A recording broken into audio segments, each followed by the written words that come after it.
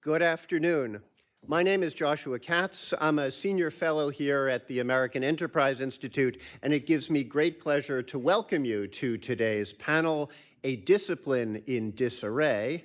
The State of Sociology. Higher education is in trouble, even more trouble now than it was just last year when my colleagues and I began to plan this event, which inaugurates a new series on the academic disciplines.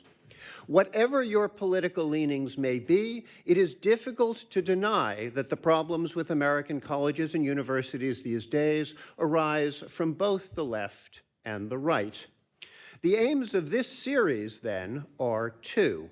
First, to move the conversation away from the people who dominate the headlines, namely student protesters and anxious administrators, and instead concentrate on what should be the beating heart of any educational institution, the faculty in departments from anthropology to zoology and from the business school to the School of Public Health, most of whom do simply wish to get on with the teaching and research that they consider important. And the second aim of the series is to help fix the situation the AEI way, which is to say by building and rebuilding institutions rather than simply criticizing and calling for them to be burned down. In principle, it would seem that sociologists could provide great service. After all, sociology studies, analyzes, and records human cultural behavior, and we badly need scholars who can explain to the rest of us, in both qualitative and quantitative terms, the social dynamics of our present moment. But how much can sociologists help in actual practice? There are, it seems fair to say, different views here. A little over a decade ago, a distinguished professor of sociology at Notre Dame, Christian Smith, published a book titled The Sacred Project of American Sociology, in which he concluded, quoting a famous line by the critic Harold Rosenberg, that his field has at a deep level become a herd of independent minds. Certainly, there is plenty of evidence for the herd mentality, the activist herd mentality in particular throughout academia, very much including in sociology. After all, a National Association of Scholars study in 2020 noted that professors of sociology in the wide range of institutions sampled who were registered Democrats outnumbered professors of sociology who were registered Republicans by a ratio of 27-1. And my AEI colleague Rick Hess and Jay Green of the Heritage Foundation just last week highlighted the fact that the American Sociological Association has been, quote, hijacked by a small, well-organized group of political activists with an entire website devoted to cataloging its political agenda, which is, of course, progressive. Now, two scholars I invited to attend today told me, in effect, that there was no point to their showing up because sociology is a lost cause. I have concerns about sociology myself, clearly, but if I believed that the field was unfixable, this event would not be happening. In short, I like to think that another prominent scholar with whom I have been in touch, someone who describes himself to me as, quote, sociology's internally critical cheerleader, is correct that sociology is a serious discipline, at least in part, practiced by serious people, at least in part. And I emphasize to the audience the question mark at the end of the title, a discipline in disarray. Maybe the disarray, such as it is, has been overemphasized. Or maybe in any case, the disarray that is there can be, well, arrayed. Our outstanding panelists today, together with my AEI colleague Brad Wilcox, will help us figure these things out.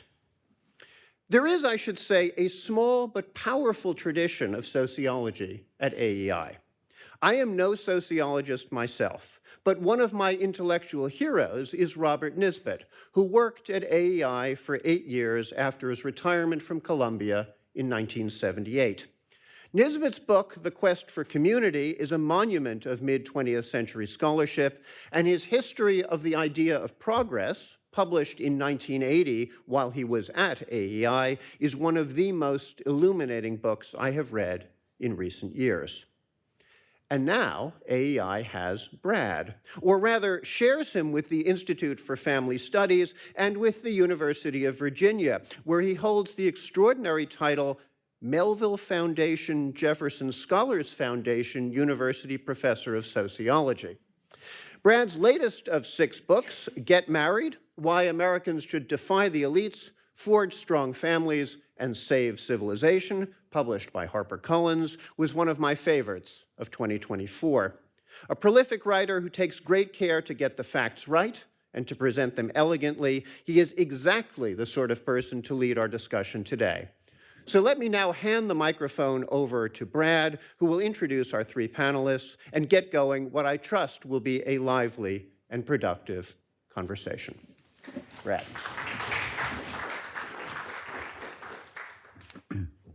Thank you, Joshua. It's a pleasure to be here tonight at AI talking about the state of sociology here in America.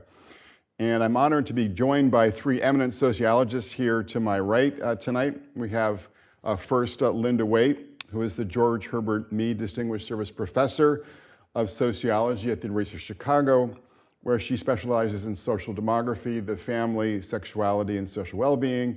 And she is the co-author of The Case for Marriage, a book that really inspired me in writing my book last year.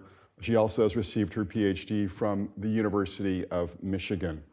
Then we have Musa al-Gharbi, who's Assistant Professor of Communication and Journalism at Stony Brook University, where he studies political economy of knowledge production and the social life of scholarly and journalistic outputs. He is the author of We Have Never Been Woke, The Cultural Contradictions of a New Elite. And he received his PhD in sociology from Columbia. And then we have, to my far right, Jukka Savolainen, who is a professor of sociology at Wayne State University, where he specializes in research related to criminology, criminal justice, and demography. He received his doctorate from the State University of New York at Albany. Now, in launching our discussion tonight, I will note that much of American sociology has fallen into the spell of what our colleague Christian Smith has called sociology's sacred project, a point that Joshua made just a few minutes ago. And to be clear, in Smith's account, this project aims to champion, quote, emancipation, equality, justice, inclusion, diversity, open-mindedness, progress, tolerance, and cosmopolitanism. But because these values actually operate as sacred values, values that are set apart and unquestionable, they end up doing serious harm to the discipline, in Smith's view. As he notes, these contemporary sociological values actually tend to, quote, produce sectarian narrowness, exclusion, uniformity, silencing, self-censorship, lack of debate, the negative sanctioning of nonconformists, and the debilitation of rigorous thought. My own personal and professional experiences in sociology are largely consistent with Smith's observations. After getting a PhD in sociology from Princeton, I joined the Department of Sociology at UVA, published a number of articles in top journals, and a book with our top sociology press, the University of Chicago Press. And given my record, I thought that I would get tenure at UVA with no trouble. But I was wrong. In the fall of 2007, I took a call from my department chair, who told me the department had voted me down with a slim majority due to concerns that I was too ideological in the classroom, and that I was letting my priors determine my empirical research findings on religion and family life. Both allegations were not only unfair, but also ironic. On the teaching front, my department had recently tenured a Marxist feminist who was much more outspoken about her views in the classroom than I had ever been. And on the research front, the research on religion and family life that my department had been concerned about was based upon statistical modeling by a secular, progressive colleague who does not share my worldview, Professor Nicholas Wolfinger. And just to be clear here, Nick was and is not in the habit of manufacturing regression results to fit with a right-wing agenda. He was just interested in finding the truth about the ways in which religion influenced the quality and stability of American family life and the work that he had done with me that they were questioning. So after this vote, the dean of UVA's College of Arts and Sciences turned me down, as did the dean's promotion and tenure committee. I thought that my career in academia was over. Fortunately, however, I was allowed to file an appeal with UVA's provost, Tim Garson, who ended up granting me tenure back in May of 2008. Now, my experience, and it's kind of its broader relevance, I think, is really twofold. And the first point, I think, is that academics who challenge sociology's sacred project are often treated like heretics. But more importantly, my experience taught me that the progressive values of my discipline and higher education more generally have left sociology and much of academia unable and unwilling to, quote, engage in rigorous thought, unquote, about two of our most important social institutions, in my case, family and religion. And that, of course, I think is the bigger tragedy facing American sociology. So with these comments, I'm going to turn over the podium to my colleague, Linda Waite, to kind of give her perspective both on sociology and then family more particularly.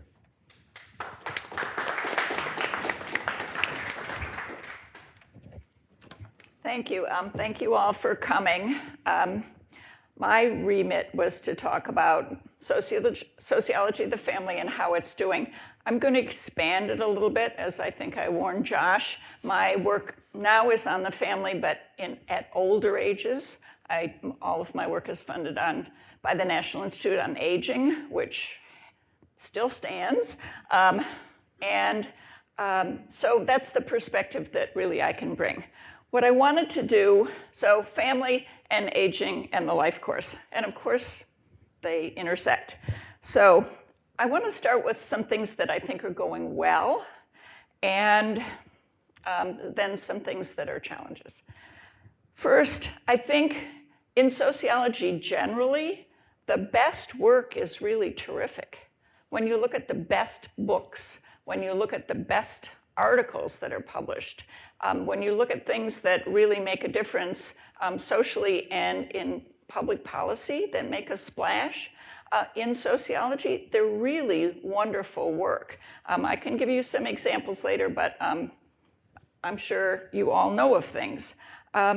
So a wide variety of topics, family topics, which I think is entirely appropriate. There's rapid change, which we as sociologists want to document, but also to understand and theorize. And there are big cohort differences. So the young people coming up are really pretty different in lots of ways, including in their family lives, than their grandparents. So I think things are somewhat different for aging in the life course. And that's one of the reasons I wanted to use it as a model. This is an area that has seen incredibly rapid progress over the last 2 decades. There have been lots of federal dollars available for aging in the life coursework, especially on cognition, Alzheimer's disease. Congress made a big appropriation to NIA, and they've been supporting a lot of work. And a lot of it is just wonderful. So huge strides in data in this area, huge strides in models, and I'm going to give you some examples, and measures and theories. There's also, in this area, a tremendous amount of interdisciplinary work. In my own area, we're working a lot with clinical scholars. People in medicine and biology. Now, I'm sure you know this, but the MCAT has a section on social sciences now. And you can't get any more integrated and, important to the discipline than that.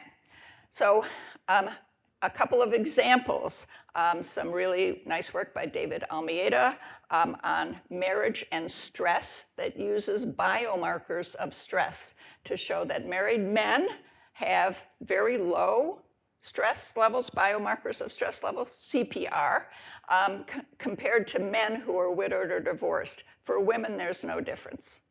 He points to what he sees as the costs and benefits of marriage for women and the benefits for men.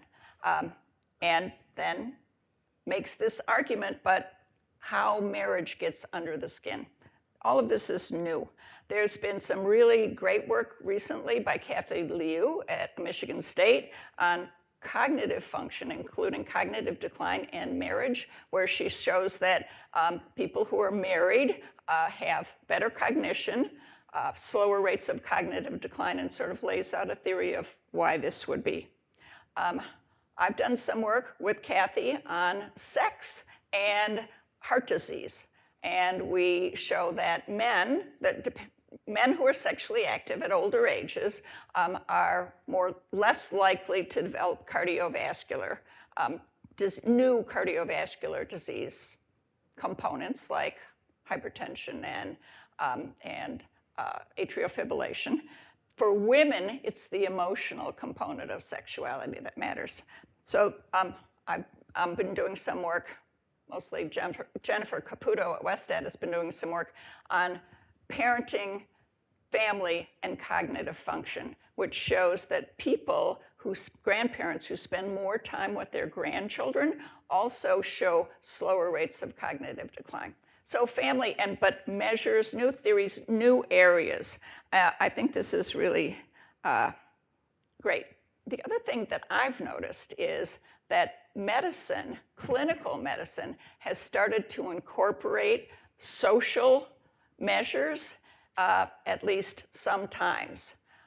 So I know I checked in for a doctor's appointment recently, and they gave me the depression scale in the check-in, which I think is pretty neat. My doctor, when I go to the gynecologist, asks questions about whether I feel safe at home. This is all the social sciences being incorporated. So I think sometimes they don't always do it well, but better a start.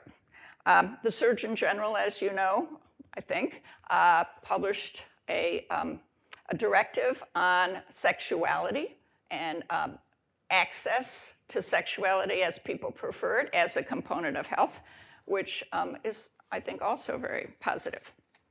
Okay, the negatives. And I'm doing this pretty quickly. It's my view, and remember, I come from the University of Chicago, so it's not the same view that the other speakers are going to have. But it seems to me that other disciplines are eating our lunch. And by that, I mean, all of a sudden, in other parts of the university, there's a center for $25 million on topics that I consider ours. And this is the University of Chicago doing this. They're making these decisions, or the donor is. But a big center on global health was placed in the social work school. I'm sorry, I love social work, but social work, global health? I'm offended. This is not the only thing. I'd like to teach a course in health and society. It turns out that comparative human development, which spends a lot of time with ground squirrels and monkeys, has the rights to run the minor in health and society, and that people who want to take that minor have to take it in that department. Okay, so what do we do about that as sociologists? I'm not sure. I think we have to hire and publish in our main areas. Family, absolutely. So I'm the only one in my department or anywhere around who teaches a family course. But there are hundreds of people teaching health and society, getting credit through comparative human development. It seems to me that the family has lost status in sociology, that the places where there's more money like the business school, have people showing up in the major journals much more, and I see less in the major journals that I would consider family sociology. I think that that's a problem. That's our problem, really. I also think that there's been some work in social stuff that's just very, very narrow. So the Center for Disease Control and Prevention, sorry to kick an institution when it's down, has developed this concept of social determinants of disease. I don't know if any of you have seen this, but go on the CDC website. Social determinants of disease are poverty, transportation, housing quality, nothing on community participation or the things that we know are important now and are being recognized that are social. Loneliness, social isolation, none of that. Just these, what I would call even economic component determinants of health. So I don't really have, I complain a lot in my department, but I don't really have ideas for how to fix either of these questions, which is other disciplines or parts of, it's more than just parts of the university taking things that really we've developed over years or how to improve the status of the family in the discipline as a whole. So maybe we can talk about that later.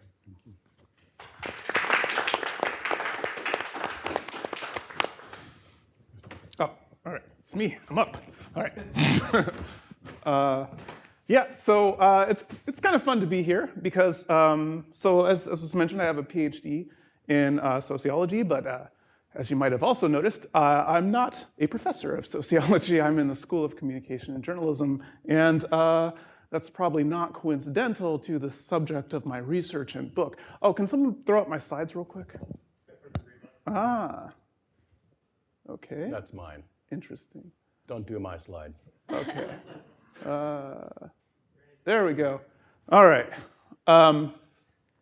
So for my talk, I'm not going to talk about like woke sociology per se, because as I stress in my book, We Have Never Been Woke, the term woke, it's just this highly contested term that what it denotes is not always clear. So I'm going to be a little bit more specific about the kind of trends in the discipline that I see that I think are problematic. Well, one of the things that you see clearly in the discipline that was already mentioned is that it's an overwhelmingly liberal left field. Just about everyone in the discipline is some version of progressive, liberal, Democrat, choose some term, but left of center overwhelmingly. And this creates problems for knowledge production. Again, I'm mostly a sociologist of knowledge, and in terms of the kind of work we produce, the homogeneous political and moral nature of the field really messes up a lot of our work. So I've produced essays, for instance, showing that it's regular in a lot of social science fields, but including sociology, to produce work about Trump and Trump voters that has glaring errors, that is blatantly prejudicial in the study design, but that the scholars can't recognize these problems, and the editors don't recognize these problems, and the peer reviewers don't recognize these problems, and the people citing the work doesn't recognize these problems, and they're really obvious problems. Like once you point them out, you can't not see them. But the fact that there's these really obvious things, obvious problems that get published, that no one can see the problem, this kind of pattern of systematic blindness, I think, is very disturbing. I've also done work showing how the fact that all of us are on the blue line means that if we want to understand something that we think of as bad, like polarization, we tend to just assume that it must be the red line people who are driving it. And we try to explain this bad thing in terms of some deficit and pathology among the red line people, even when you can just look at the charts that we ourselves produce, and you can see that the blue line is the one driving the trend. But again, this is an obvious fact once someone points it out, but until someone points it out, it's basically invisible. Likewise, I did this literature review for American Affairs looking at how ideological lean relates to subjective well-being, a thing that comes clear in the literature across geographical contexts over time and so on, is that being conservative and religious is associated with positive sense of meaning and purpose and fulfillment in life, especially compared to being left-leaning.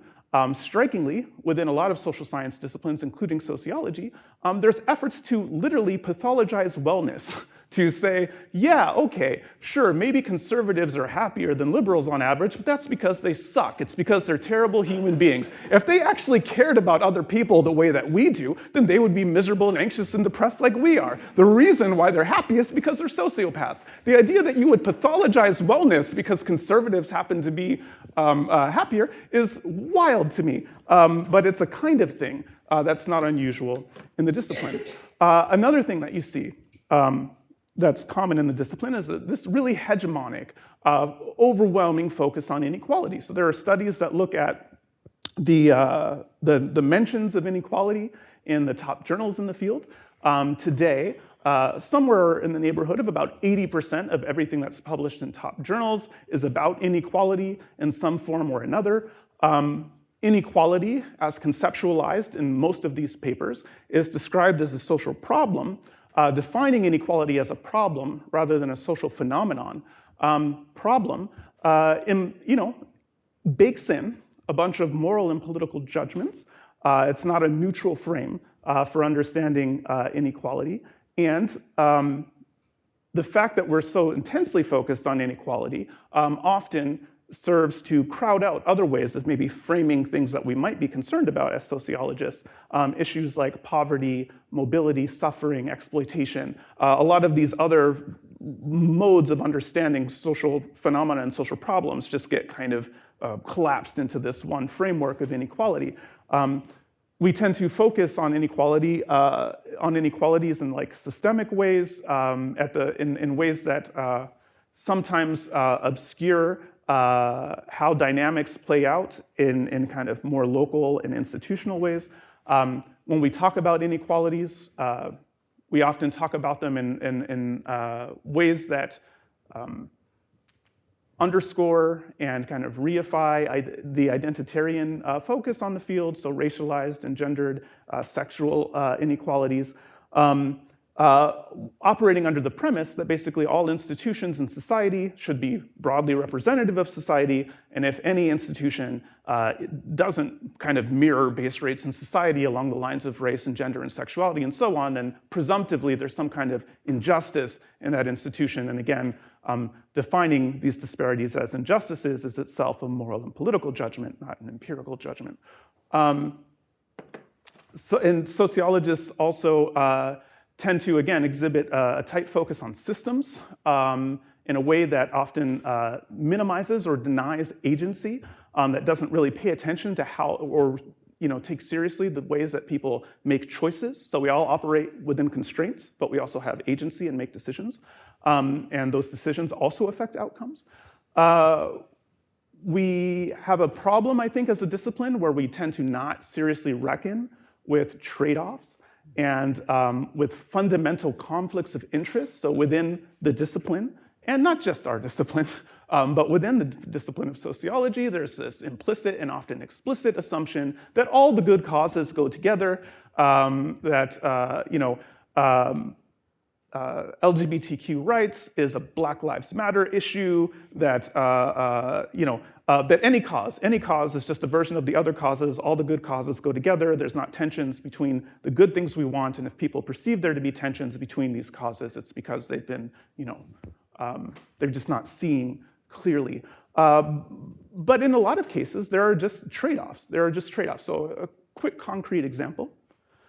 Two things that I think of as good, and that most sociologists think of as good, are academic tenure as a shield for preserving freedom in higher ed, and having institutions of higher learning, having the faculty, represent society demographically, having diversity in some sense in the faculty. Well, these two goods are in fundamental conflict. You can't have lifetime appointments to be for people and have that institution continue to mirror society when society itself is in constant flux and changing demographically. Those two things are in fundamental tension. Now, reckoning with these kinds of trade-offs is just not something that sociologists do very often, not in a serious way, that there are good things that just don't fit together neatly, things that we think of as good.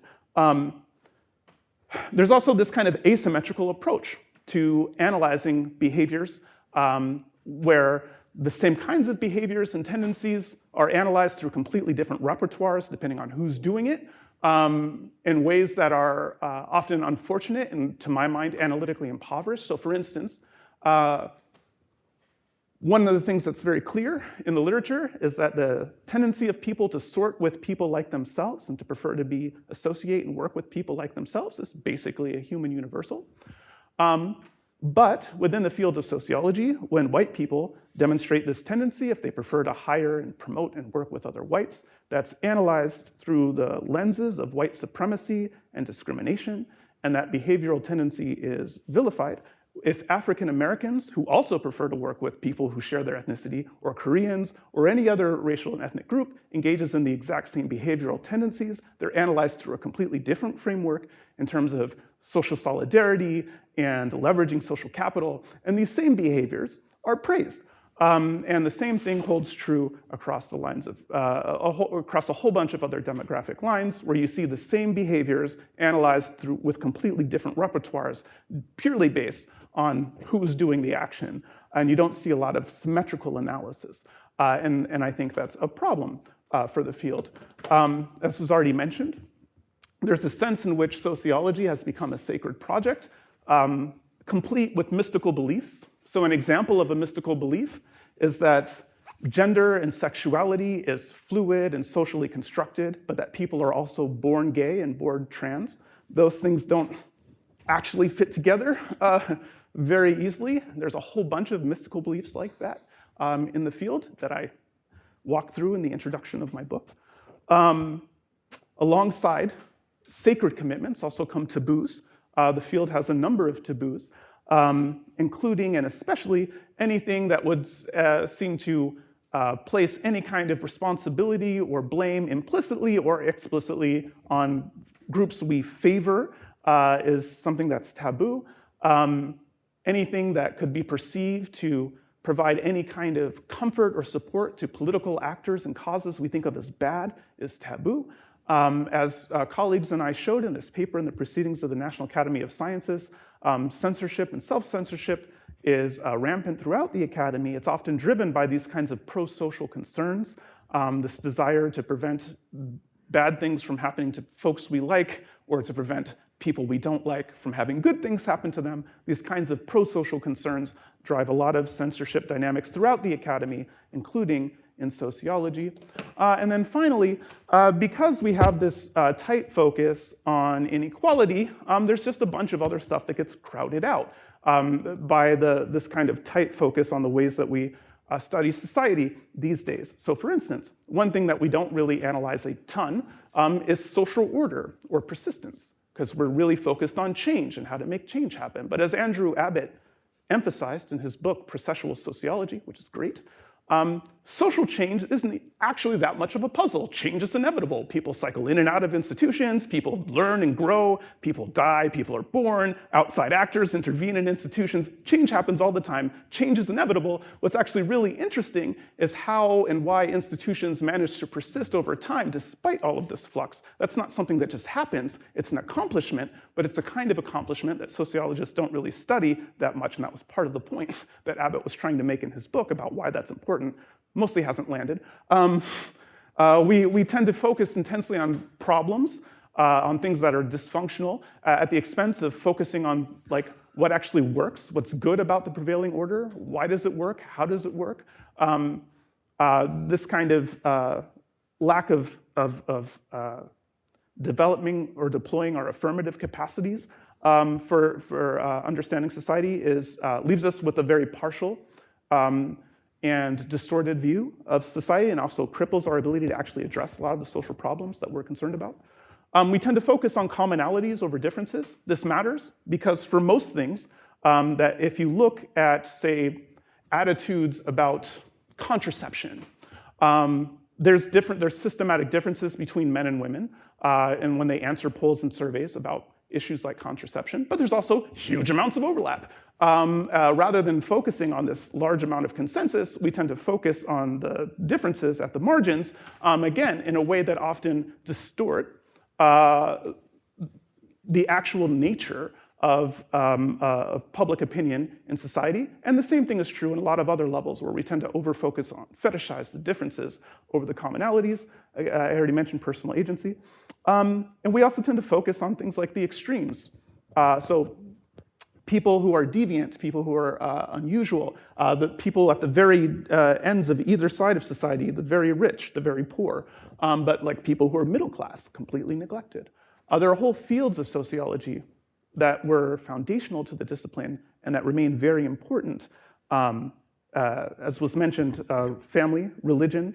The study of religion was something that the field was basically founded on, people like Durkheim and Weber and so on. But it's a neglected institution. It's a neglected field today. In fact, researchers like Sam Perry have found that sociologists today tend to think that the only reason you would study religion, this trans-historical global phenomenon that shapes everything from family formation to political alignments and so much other, the only reason you would want to study that is if you are yourself religious, engaged in me-search, which they don't have a problem with in most other contexts, but they do here. And you're engaged in kind of apologetics by other means, or if you're also conservative, they assume, which grows, right? The military sociology, big field, very important, especially for people who think that we might be on the verge of fascism or anything like that. Well, seems like it might be important to understand the political economy of the military. Seems like it might be important to understand a lot of dynamics of military sociology. Again, was once a significant part of the field, today very marginal because most of us in the field of sociology think the army is gross. And so there's like just a whole bunch of these neglected fields because we're so monomaniacally focused on inequality. There's just all of these other dimensions of society that we completely ignore that have previously been significant to our field. That's the main thing that I wanted to put on the table. One thing that I'll note real quick, just to pick up this point. When I started at Columbia, one of my professors also made this point about how these other disciplines are eating sociologists' lunch. And he mentioned that the political constitution of the field is like part of the problem. So like the example he gave is that like economics is if most economists are Democrats and liberals too. But like if you're a Republican, you feel like you can call up an economist and they'll give you advice. You can say, hey, even if you're a Democrat, even if you, economists, are Democrat, a Republican can call you up, you'll consult with the Republican, you'll give them advice. Now, he said, now imagine if you're a Republican lawmaker and you're thinking about phoning a sociologist for something, what would be the advice they give you? Well, for most Republicans, their assumption, and maybe not an incorrect assumption, is that the advice that we sociologists would have to give to a Republican lawmaker is maybe you should just stop being a Republican. And so like, and this is a big problem. If like fully half of the of lawmakers, on average, basically if we have nothing to say to them other than stop being you, that's going to dramatically undermine the impact, the legitimacy, and so on of our field. And so this kind of political constitution of our field is like a big thing that's leading all these people to just give our lunch to other people, because why would they give it to us if we don't have anything to give back to them? Okay, so I'll stop talking there. You should buy my book. Thank you.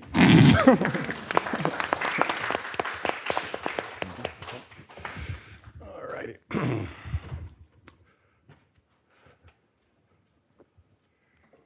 Okie doke. Just here. All right, let's try to work this minimalistic doohickey here. Let's see. It's going this way? Go back with the red. Yeah, okay. A little too far? Just proceed through the darkness. Okay. All right. Nice. Okay. Let's see. I do have some prepared remarks, so let's start with that.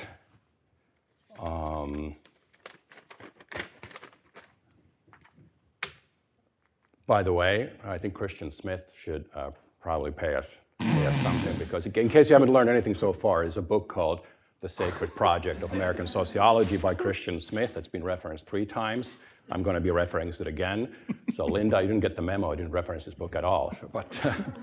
So anyway, so thank you, Brad and Joshua and AEI for hosting this important conversation. I'm honored to be part of it. I guess my topic was asked to talk about was sociology in public universities, so I'm going to talk specifically about what's going on in Florida in public university and sociology.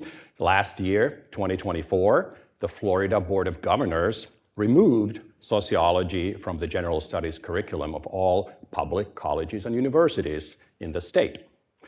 The introductory course, Principles of Sociology, was replaced with a course in American history. What was the rationale? According to the board, the goal was to provide students with, quote, an accurate and factual account of the nation's past, rather than exposing them to radical woke ideologies which had become commonplace in the replaced course, end of quote. The Florida's Education Commissioner, Manny Diaz, argued that the discipline of sociology had been, quote, hijacked by left-wing activists, end of quote.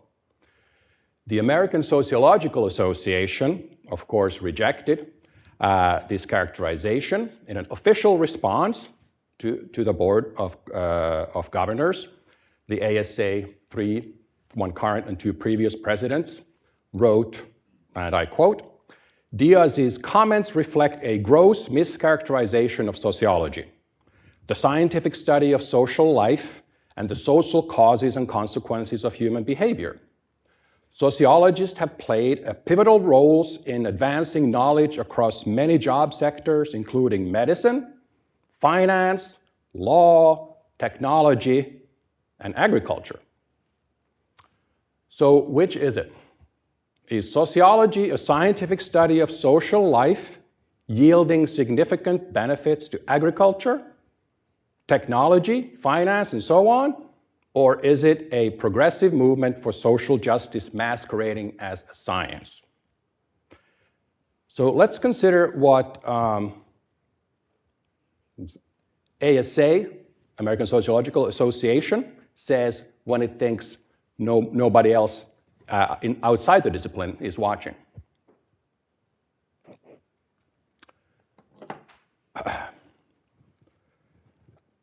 In August, so same year, 2024, the ASA held its annual meeting in Montreal. The official theme of the conference, chosen by the ASA president, Joy Misra, one of the signatories of that earlier statement, was intersectional solidarities, building communities of hope, justice, and joy.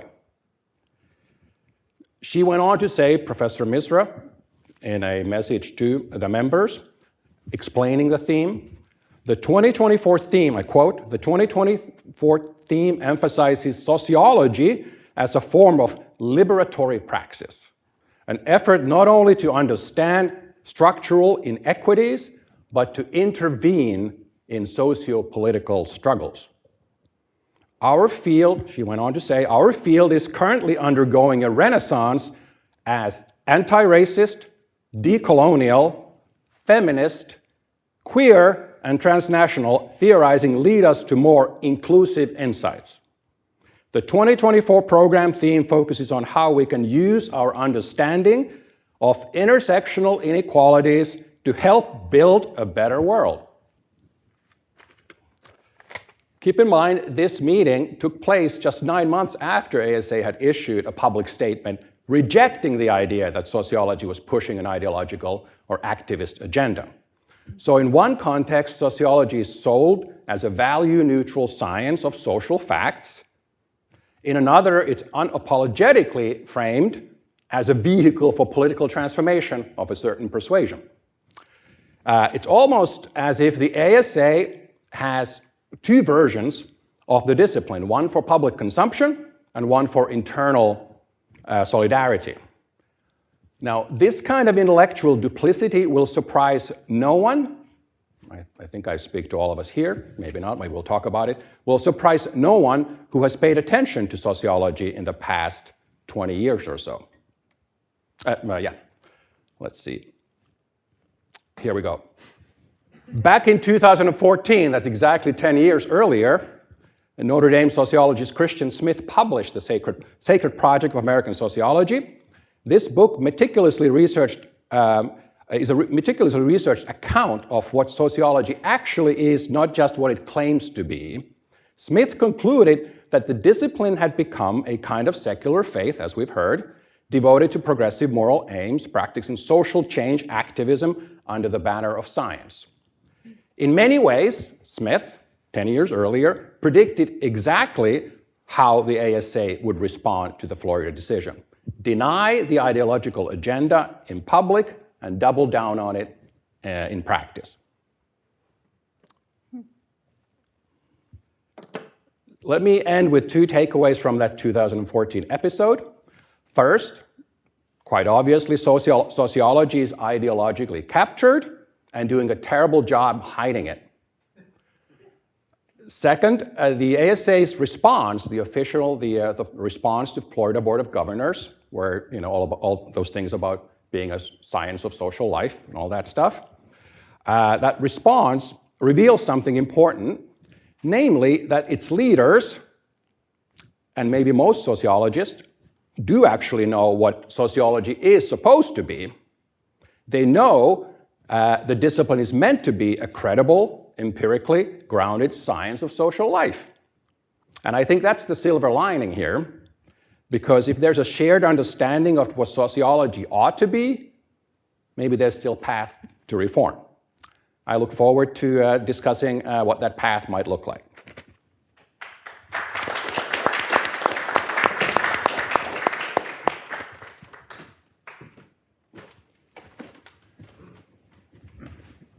So let me begin by just, in terms of kind of the follow-up conversation here, just by asking my fellow panelists to kind of think about the ways in which, if we consider the sort of founding fathers of sociology in terms of thinkers like Weber and Marx and Durkheim. You mean the straight white men?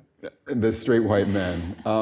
Is the problem in part that kind of, in some important ways, kind of the influence of Marx and to some extent Weber has kind of captured American sociology, at least in some important currents in recent decades, and kind of the influence of Durkheim has been kind of, to some important extent, sidelined. And is the path forward kind of trying to think more deeply about the ways in which parts of Weber, but also certainly kind of the more institutional and communal thinking found in Durkheim could be, reappropriated for our moment. So kind of, in other words, just thinking about kind of some of our founding thinkers is, again, is part of the challenge facing us, one where we need to rehabilitate and reconsider the role of, parts of Weber in terms of some of his emphasis on kind of being more objective, but also Durkheim's focus on community institutions. So how does that strike any of you? Yeah, I mean, my understanding anyway is that part of the reason why Durkheim is kind of passé now is because Talcott Parsons had this very influential role on the discipline for a long time, drawing heavily from Durkheim, but then Parsons was kind of on the wrong side of 1960s activism. And so kind of that whole mode of understanding society just became passé for kind of somewhat political reasons. But I think, one of the things that's striking in the current, moment is you hear a lot of talk about the words like solidarity get bounced around a lot, especially in left-leaning spaces. But in terms of, again, serious study of social solidarity in the way that that folks like Durkheim did, I mean, I think a lot of his analytical tools are definitely underutilized and kind of underappreciated in the contemporary context. So I think that Weber and Durkheim, Marx were I think sociology has a split personality. and Jane Addams and Hull House was certainly part of the University of Chicago founding at the Department of Sociology. So there, and then the 1960s social activism happened when colleges and universities, higher education was exploding. So there were jobs, lots of jobs, and a lot of people who are now retiring came in with that social activist. Now, I'm in the part of the discipline that where people say about demographers, I was told, Moynihan said this, but I could never find it. Demographers don't care what you do as long as you let them count it. And I actually think that's true. So it's the part of the field that's, in my view, extremely apolitical and not activist at all. Let's make a table about that, but heaven forbid we do anything else. So there are these two, I don't know, personalities, maybe, I don't know. So yeah, regarding Durkheim and Weber, I'm sure you're right. There would be some need for course correction along those lines if you think about these things from the perspective of classics, which I'm not sure if it's also so helpful. I don't think other disciplines are quite as concerned or stuck. You know, I like the classics, but that's not. But if you're talking about Durkheim, for example, and those sort of questions about community and solidarity and so on, I think it's instructive to notice that Durkheim's still alive and well in some other, like Jonathan Haidt, who's a social psychologist, of course, Righteous Mind, builds on, it's very Durkheimian. I actually used that book in my sociological theory seminar as a kind of contemporary incarnation of the Durkheimian spirit. And a little bit similarly in Weber, another book that I use and I love, and I like it even more than the Christian Smith's book that we talked about, is the Joseph Henrich's The Weirdest People in the World, which is it's like hyper-Weberian in the sense that it tries to explain the Western mindset and culture, like Weber's famously tried to explain the spirit of capitalism, the ethos, the cultural explanation of capitalist systems. So Henrich is in my way of kind of carries the torch of, in a very elegant way, very sophisticated way too. So other folks are doing, Linda, you said earlier that if you look at the best sociology, that it's really good, and the books and all that kind of stuff. My recent observation is that the best sociology is done by other people, you know, and often economists like Melissa Carney in The Two-Parent Privilege, or Richard Reeves, I think, with address the issues with men, gender issues having to do with men, which are totally ignored by sociologists, and Haidt and Henrich and so on. So sociology is alive and well outside the discipline. So I'll ask one more question, then I'll open up to the group. I mean, what do you think about the prospects for reform? I mean, going forward, I mean, do you think, you know, there are sort of intimations, there are signs that, you know, we can be hopeful in some ways? I mean, I think, Linda, you do more kind of the normal science, so I don't think you're kind of part of the sociological world has been as affected by the dynamics that we were talking about, you know, otherwise. But, I mean, do you see any signs that people are kind of becoming more open to entertaining a range of different perspectives and being less ideological in their pursuit, or not really? I think the protests suggest absolutely not. I mean, Could you repeat that? I think the campus protests suggest absolutely not, that at least one side of the group is becoming almost violent. I think, you know, I'm more optimistic. One thing that's clear to me, because I'm very like out as being a pew pew person. I have people in the discipline who email me all the time. As a heterodox person? Like, yeah, it's just a person who says what I think, or you know, kind of, you know, goes where the ball is, even if it's out of bounds. Yeah, so I have people in the discipline who email me all the time. And one of the things that I reckon that there is this kind of broad recognition that there are deep problems in the field. There is kind of a broad commitment to doing something. to right the ship. One thing that I've seen, even with respect to my book, so I couldn't get a job in sociology, but now that, in part because people were really worried about the book and what the reception would be like, whether I was going to be a stain on Princeton University press and by extension, any department foolish enough to hire me. But now that the book's out, I've been invited to sociology departments all the time. I'm doing not one, but 2 events at ASA, and so on. And so they're really engaging with, sociologists are really engaging with this book and its arguments in a constructive way, in a way that's like out of step with some of the narratives about what the field is like. You would assume that a book like mine would go over like a lead balloon in the discipline. That's not the case, right? It is the case that, again, sociologists are often skittish about ideas like that. It had to be out there. They had to wait until other people said, "Oh, this is a good book," before they. But yeah. So I mean, but all to say, I see reason for hope.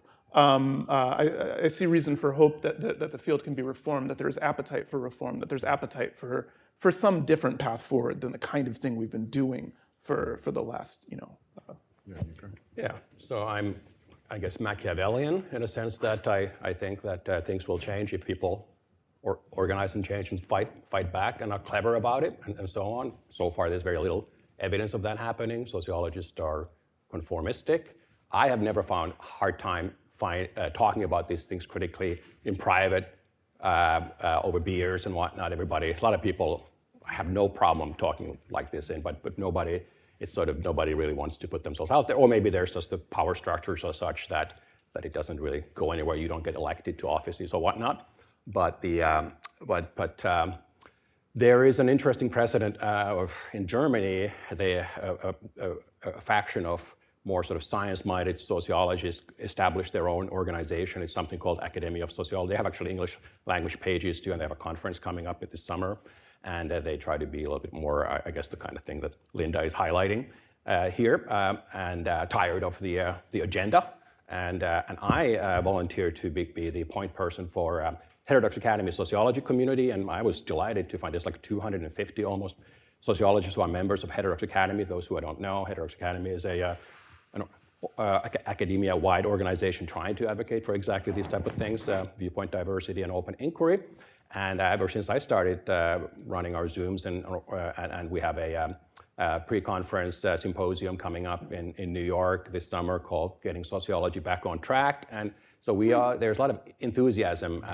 So it may be successful, may not be successful, at least we're trying. I want to mention in that context too, another thing, kind of a coalescing here is that there's a journal, classic sociological journalist from the 70s called Theory and Society that for reasons that are too complicated to explain here, has now fell in hands of 2 sociologists, Jonathan Turner and his student Kevin McCaffrey, and they are actively trying to publish more contrarian and heterodox with success, and about 1/3 of the editorial board members are Heterodox Academy members. Steve Pinker is probably the most famous of them, which of course for most sociologists is I don't know, the devil, or Steve Pinker, another fellow who does good sociological research, and so on. So there are signs, there's a critical mass. I'm not necessarily optimistic, I'm not pessimistic either, but nothing's going to happen unless you try to offer some alternatives. So I think in the spirit of like American enterprise or capitalism, we need more competition. Maybe we need alternative organization like other I think psychology, they have had Society for Psychological Science and Society for the Improvement of Psychological Science. And so sociology maybe should have a little bit more competition to a little more biodiversity and see what happens. I'll say too, like part of it, there seems to be this social coordination problem. So when I was at Columbia, for instance, there were multiple faculty members who were dissatisfied with the way the field was going, but they didn't know that they had colleagues in the department who felt the same way. Everyone thinks that they're kind of alone because you're afraid. If you speak out, even if you think that you're in a majority, it really just takes that one person. If they come at you and really make your life miserable, publicly humiliate you, and all of the rest of your peers just kind of sit there when someone calls you a racist or something like this. In fact, I had this happen to a colleague of mine, one of my mentors at Columbia, Andres Wimmer. He wrote this article in one of the major race and ethnicity journals that was basically arguing that sociologists sometimes overuse race to analyze things. Like, race isn't necessarily the best analytic frame for understanding a lot of social problems. And if we're more thoughtful in our applications of when we use race to analyze something versus not, that'll be good. It'll make us more effective at actually understanding genuinely racialized problems, and will also give us better analytic leverage on questions where it's like a less effective frame. So a humble argument. Someone published a rejoinder in that journal, basically calling him a racist.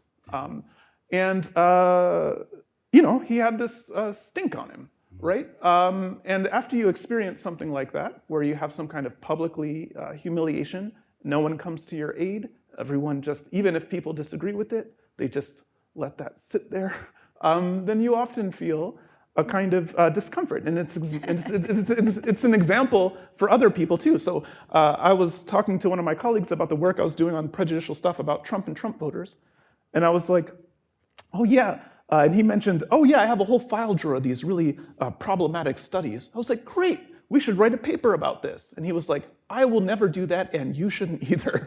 But little did he know. Well, little did he know I already had a paper out for review that was published on this topic, because pew pew. But like, but one of the things that's great though is that since I've been out there, I've been able to see other people in my own department, for instance, that through me have gotten to know each other and are now coordinating in different ways. And so again, I'm optimistic, but I think it does need.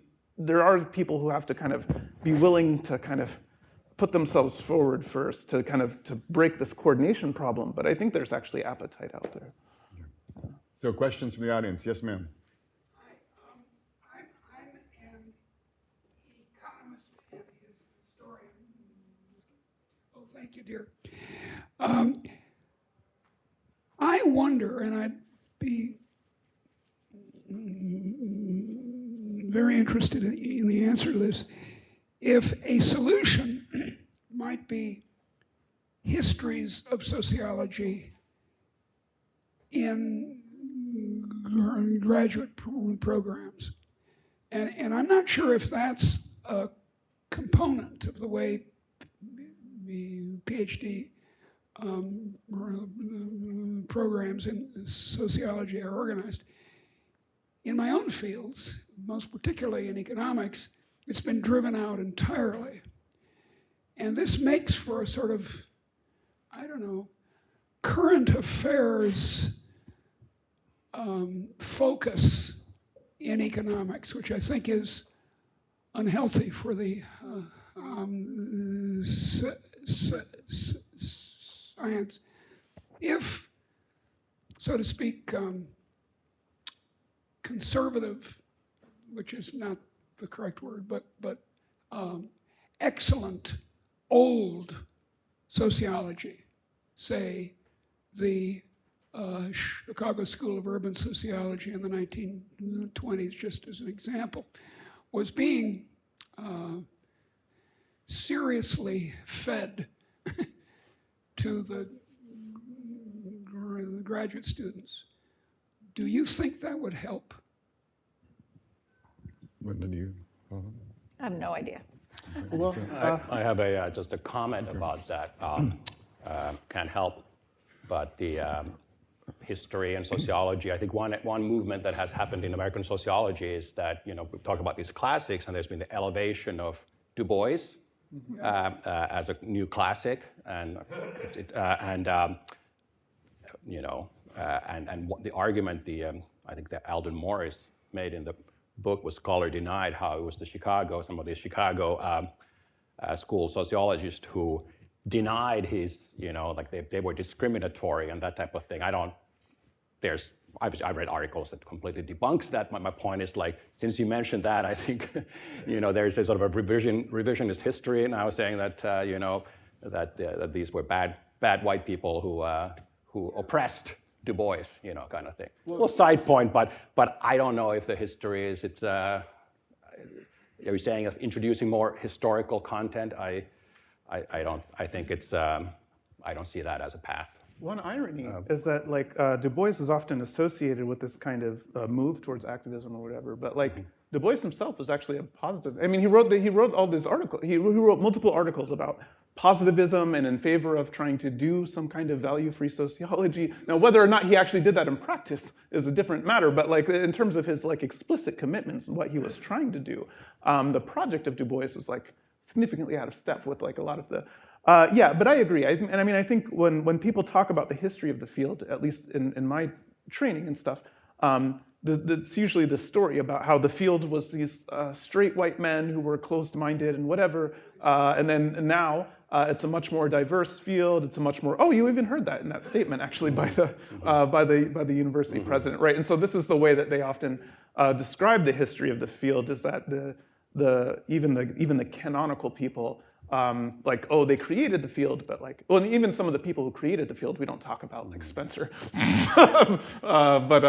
But yeah, anyway. Yes, ma'am, in the back right there. Yep. Sally. Yep. Thanks so much.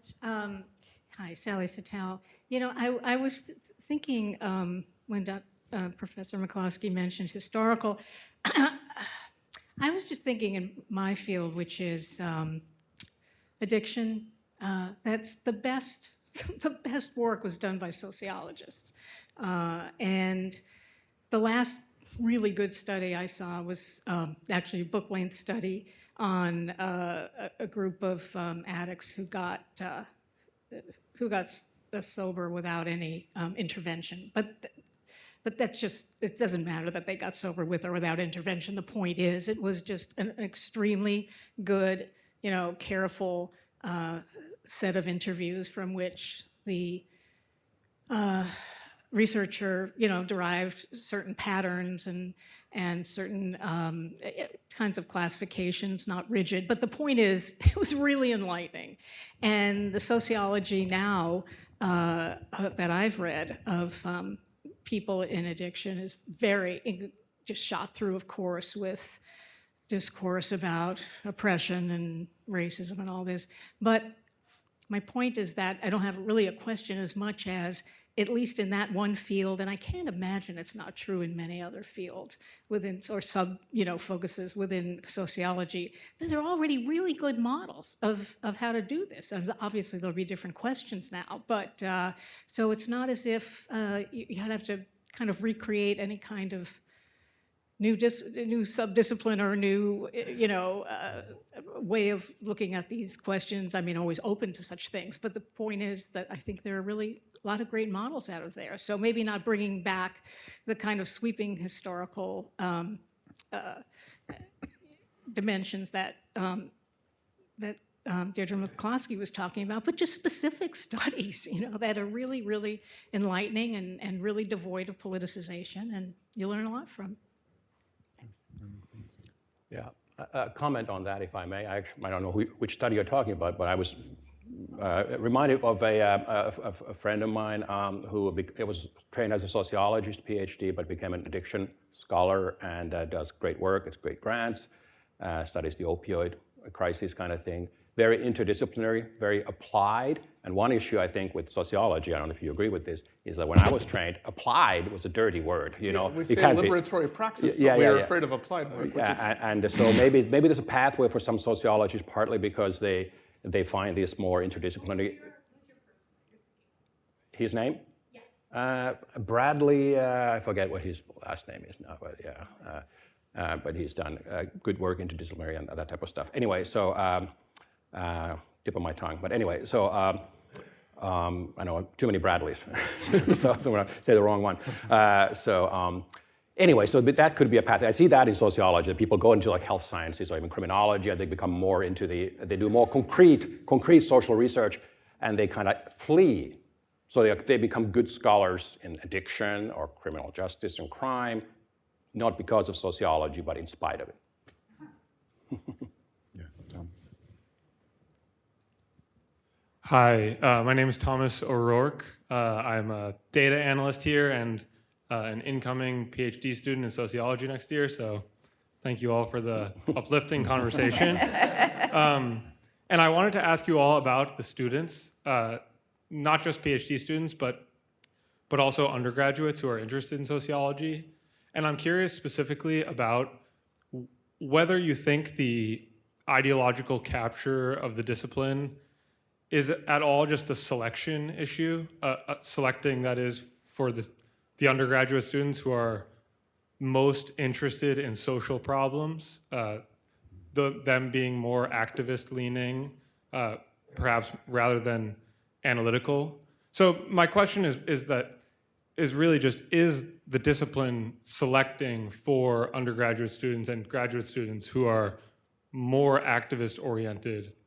And if so, is that just downstream of larger social changes, thinking about social issues more through an activist lens and less through an analytical lens? So I'm just speaking for the University of Chicago. Students come to sociology from the whole undergraduate population. The students pick their concentrations. So the students who are activists may be picking sociology, but the department's not picking those students. At the PhD level, it's completely different. We do pick students, but we're also not an activist department. I mean, there's probably lots of stuff going on I know nothing about, but so it's a different process, I guess is what I'm saying. I'll give you two anecdotes.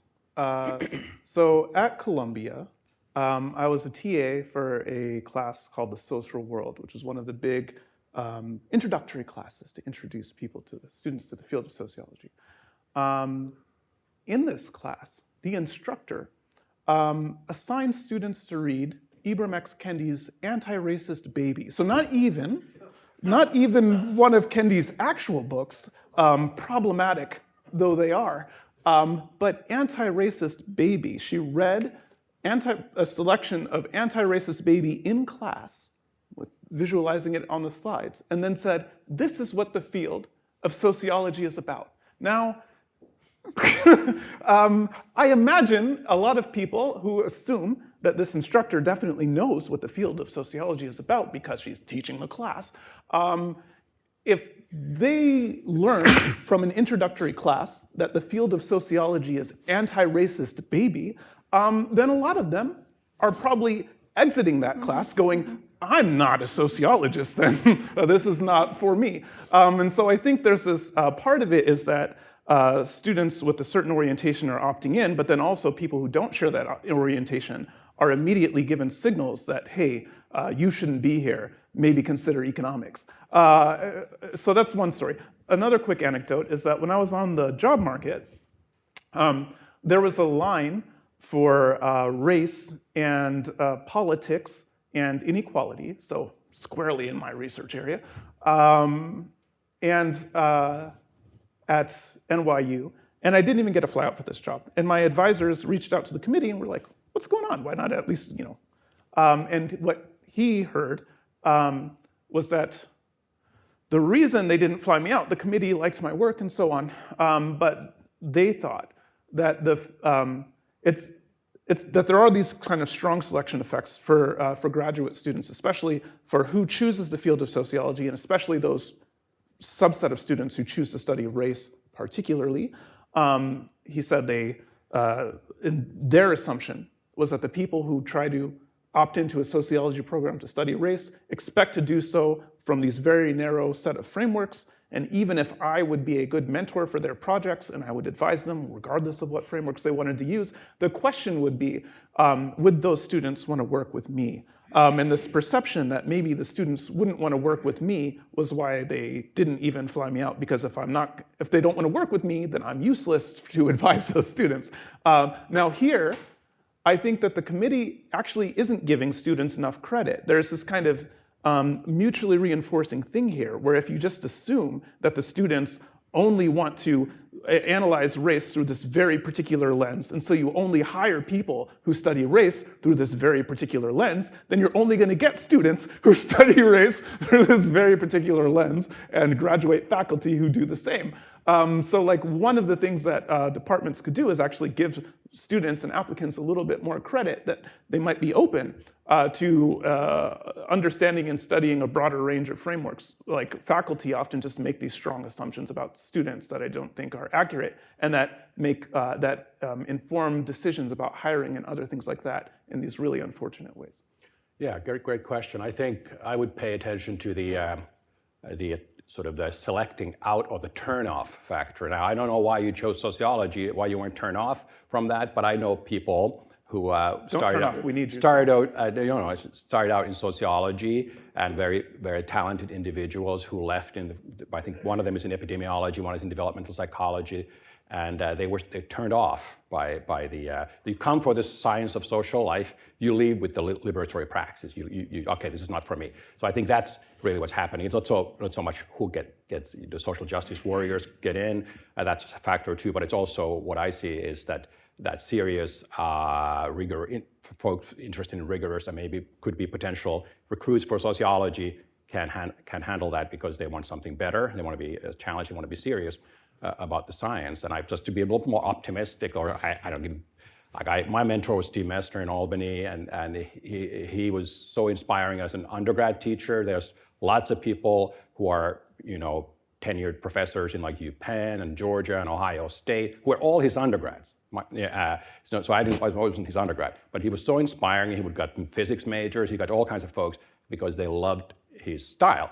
My first tenure track position was at Western Washington University, which is used to be known for its demography program. They had an NSF-funded summer program. They had a Bachelor of Science track in sociology, which offered this pipeline to PhD programs. Douglas Massey, the Princeton, is from Western Washington. Jay Teachman is from Western Washington. Jacob Cheadle and University of Austin is from Western Washington. They come from this. So my point is, there are success stories, but I don't think right now, my last anecdote is this. My son is graduating this week from University of Michigan in data science. When he was looking at colleges, we went to Rochester, University of Rochester, very good social science, behavioral economics, and game theoretical, political science, and psychology.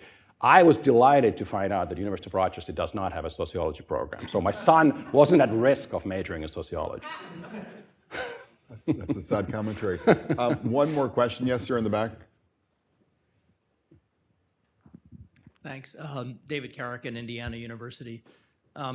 So I was struck by Professor Waite's comment that other disciplines are eating your lunch, and Professor Savolainen, you mentioned that some of the best sociology is done outside of the field, and that really sort of resonated with me. My field is psychology, and particular brain and behavior, and it strikes me I've stopped worrying about the sort of parochial discipline-specific concerns myself, because it seems like a lot of the most important problems have become supra-disciplinary. They exceed the tools that any one field produces. And for the faculty in my section, I'm in a school of medicine and a department of neurology, my advice to young faculty is get outside the field. I worry when too many psychologists talk to each other. On all the stuff that I do, all the work that I do, I'm the only psychologist in the room. There are people from other disciplines, and frankly, it's been an enormous blessing. It's very enriching to be the sole representative of a field, and I feel like the answers are more complex and rewarding that way. And I guess my question is, do you think part of saving sociology is telling sociologists, stop talking to each other, go talk to other professionals in other disciplines? I would say absolutely. I kind of alluded to that when I talked about how some sociologists escape sociology in these interdisciplinary environments. I used to work at Institute for Social Research in Michigan, which is very interdisciplinary environment, and I saw folks coming from different disciplines, and it was kind of disappointing or shocking to me to see how poorly sociologists compared in this context, how much further they were behind in certain things. I'm thinking about a couple of things in particular. Huge things in social science in recent years, the open science movement of more transparency and reproducibility, research pre-registration, data sharing, all that kind of stuff. making it mandatory, replication packages, that type of thing, number one. And then related unrelated, but the credibility revolution that economists have spearheaded, taking causal inference more seriously, creating more causally solid designs. This happens in political science. Of course, psychologists are spearheading the sociologists are so behind those two major advances in methodology, open science and credibility revolution. And I actually saw, and the good sociologists know it. So when they come to ISR and give an interdisciplinary talk, they're kind of embarrassed. You can tell that their body language is they're kind of embarrassed about that. They are giving these designs that are not actually watertight. They don't really pass the scrutiny of contemporary standards. And I think there's a direct link between, and I have a paper that I'm working on that trying to demonstrate that. The more groupthink or more politically, shall we say, monocultural the field is, the less likely it is to adopt these open science practices, more likely they are to publish studies that do sort of causality light and use that causality impact effect language loosely. And I think they're all related. So yes, sociologists should, and some of them do, but I think when I was trained, I don't know about you, I was trained everything like job talk. Make sure you kind of like tie it, how sociological, this has to be sociological. You can't be this and that, as if there's something inherently good about being sociological. I don't find other disciplines being, oh, is this economics? Is this psychological enough? Sociology is a little obsessed with that. So I think that's another kind of cultural problem. Well, I mean, I think there's value to a discipline, really emphasizing its unique methods, its unique theoretical contributions, and so on. That said, though, my work is really interdisciplinary, pretty much all of it. The book is like wild in that way.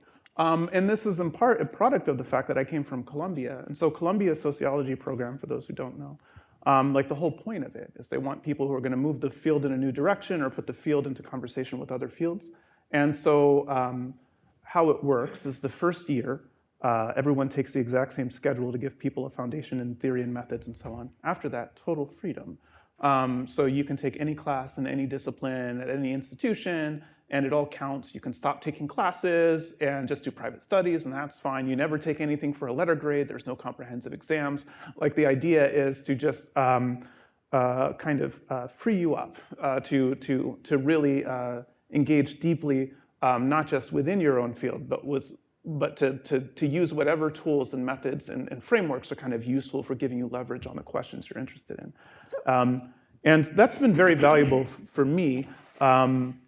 And so I think, it is useful it would be useful for sociologists to engage more probably with other fields. I think it's been valuable in my training. So I'd just like to make a pitch for the sociological perspective, because while I think the field is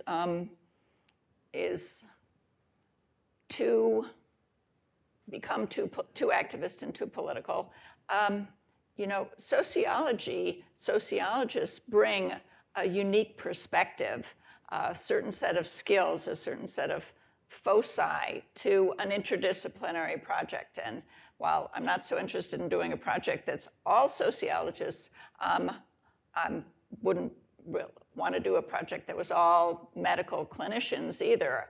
I think that, and I think many areas of science have found the social part of it to be important and compelling and should not be left out. That's different than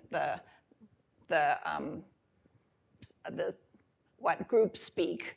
And the other point I want to make, back to Brad's story about his tenure decision, is the gatekeepers, the journal editors, the book editors, also really keep out often the paper that doesn't come up with, that doesn't focus on disadvantage, doesn't point to racism, that looks for similarities, that looks for stability.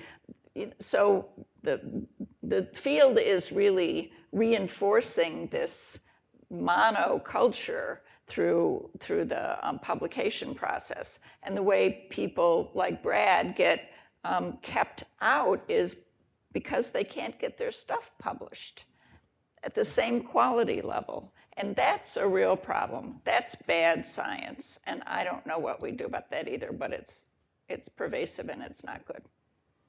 Well, thanks for joining us tonight, and thank you to our panelists here tonight as well. Thank you.